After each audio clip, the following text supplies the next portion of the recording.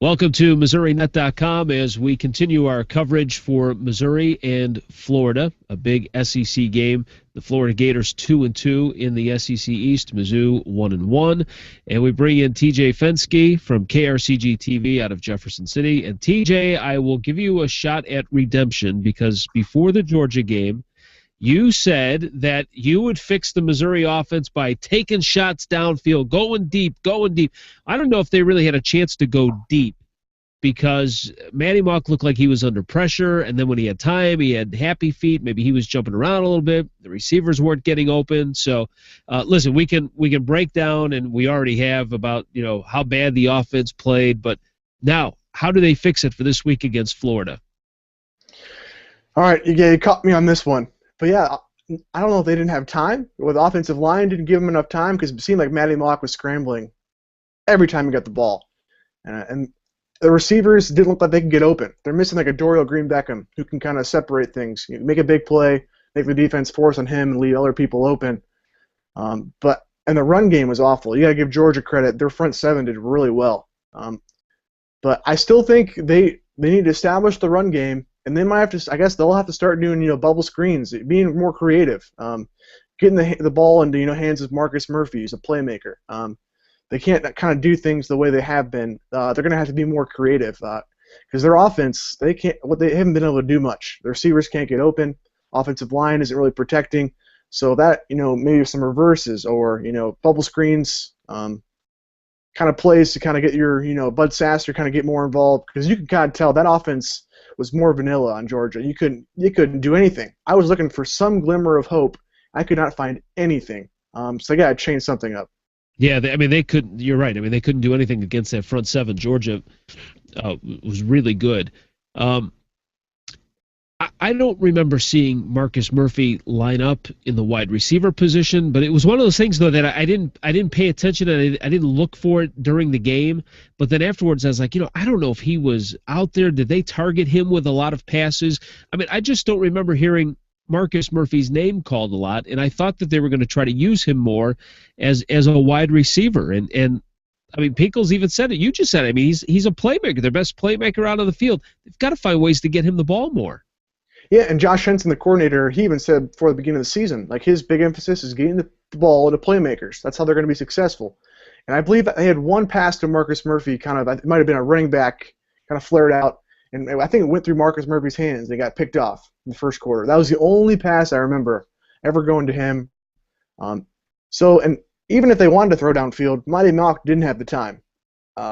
He was either scrambling or they handed it off, but yeah, never. I think only once they gave it to Marcus Murphy out there. Jamon Moore he had a couple passes. He's a little more athletic, but you never saw anything. It was just there was no glimmer of hope. They needed to do something different. It didn't seem like they had changed a lot from the first or second half. Because once they got the ball moving a little bit in the third quarter, interception. So they definitely need to change things up. Playmakers, they got to figure something out to get the ball into Marcus Murphy's hands, or find something to kind of get the ball into maybe Bud Sasser or Jamon Moore to kind of spread the field open and maybe let them make some plays instead of Matty Mock trying to make everything happen. Right, and I don't want to say that they're missing Dorial Green Beckham because I think that when you take all the off-field issues and all that, you bring that in there, but they're missing that type of a player, yep. Like a LaDamian Washington, guys that can get open or get up high and make big plays, and Missouri doesn't have that. So, like you said, they have to be a little more creative. You're pretty happy with the defense and what we've seen so far from them? I thought they did all right. They were out there on the field forever, yeah. But I thought they played pretty well, and I think they continue to be a strong spot for this team, and that's what could help them this Saturday against Florida that's got their own offensive issues. Yeah, and in no way can you blame the loss in any way on the defense. They held Georgia to 2 field goals after Missouri had given up interceptions in their own territory. And they played well. Georgia ran the ball pretty well, but I thought they held their own. And it's only makes you think, maybe if Missouri put some points on the board, that really helps your confidence on defense. They could have probably held them a little bit less, 34 points. But what people don't realize is Georgia had the ball in Missouri territory for a lot of the game, and they couldn't get rest. So you can't pinpoint that at all. And they're going to have to continue to play well against Florida. It's a big, on the road, and Florida probably not the greatest offensive team, but still, they can help this team win a game for sure. Big picture as we wrap things up with TJ Fenske from KRCG-TV.com. Who's on the what's the I don't want to say hot seat, because then that infers to coaching and Muschamp. But what team is under more pressure with this game to win this game, Missouri or Florida? That's tough. Because Will Muschamp, he really needs a win as well. But I mean, you got to think. I mean, Missouri is still in the hunt. If you think about it, after all we've been through, Indiana lost, humiliating loss to Georgia, they're still in the SEC hunt. I mean, obviously they got to keep winning games. And you're right. I mean, it's only been 2 games. I mean, they've only right. I think this game's huge. I mean, if Missouri loses this, you can kind of their chances of winning the SEC East they go down dramatically. However, if they win this game, get them confidence. So in a way, I'd want to give it to Missouri. This is a critical game for them. It's on the road. It's hard to win it in the Swamp, no matter how good Florida is. So you got to say Missouri, I think, probably is a little bit more. But I don't want to discount Will Muschamp. He's also on the hot seat too. His job's on the line this year for sure.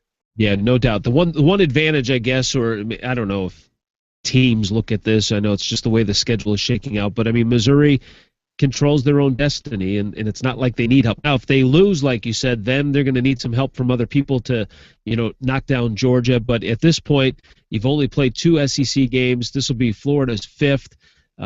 You have a chance to hand them 3 losses and be 2-1 yourself. So you do control the way things happen, but they've certainly have to fix things up and get it working. All right, as we ask you every week, what's your point prediction?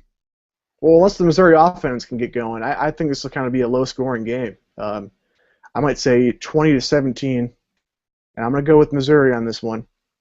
But it's going to be low-scoring. But you know what? That's a good thing. It seems like I'm always off. So maybe the offense will pick it up. I'm going 2017 Missouri. I think the defense holds strong. Florida's offense hasn't been too impressive, and neither is Missouri's, but they'll find a way to win. Okay, all right, that's good. Now wait a minute, didn't you say what did you say last week? What was your score? I should have checked. I think it was 35-21 was the final, or 35-28 or something like that. Or I had them over 20 points. Yeah, you're way 30. Well, you know what? I don't think any of us saw this coming now, but now as you kind of look back at the way this offense has been playing, it's not that much of a surprise. But 20-17, even more than a little bit higher than the 14-7 battle they had 2 years ago down there in the Swamp. Hey, I forgot about that. Yeah, that's a Sean Richardson. Did Franklin throw 5 interceptions in that game? That sounds right. Yeah, that was a frustrating game too. Another one they had a chance to win. So. I think Missouri did they only score on a block like field? They had a block goal and. Yeah. All right, TJ Fenske from KRCG-TV joining us once again. We can catch him every week, Tuesday mornings, 11 o'clock. And then, of course, we've got it archived for you at MissouriNet.com. Thanks for watching, and we'll talk to you again real soon.